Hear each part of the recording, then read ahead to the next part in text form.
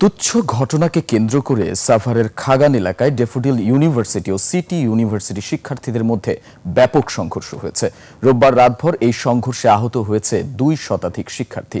এ সময় গাড়ি ভাঙচুর ও অগ্নিকাণ্ডের ঘটনা ঘটে। সিরাত আল মুস্তাকিমের রিপোর্ট।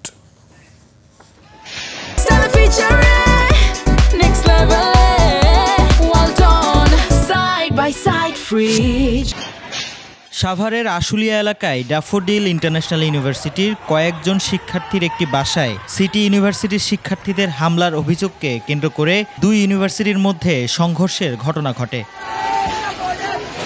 প্রত্যক্ষদর্শীরা জানান, ড্যাফোডিলের এক শিক্ষার্থীর সঙ্গে অশোভনমূলক আচরণ থেকে ঘটনাটির সূত্রপাত। ঘটনাটি ব্যাচেলার প্যারাডাইস নামক একটি ভবনের সামনে। এ নিয়ে 2 বিশ্ববিদ্যালয়ের শিক্ষার্থীদের মাঝে তর্কাতর্কি শুরু হয়।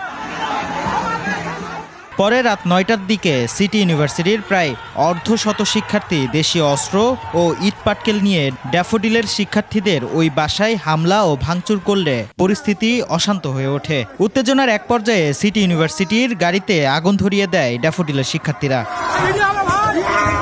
বিশ্ববিদ্যালয় দুটির প্রক্টোরিয়াল টিম ও পুলিশ এবং সেনাবাহিনী পরিস্থিতি নিয়ন্ত্রণে আনার চেষ্টা চালাচ্ছে। এ ঘটনায় আহতদের সাভারের বিভিন্ন হাসপাতালে নেওয়া হয়েছে।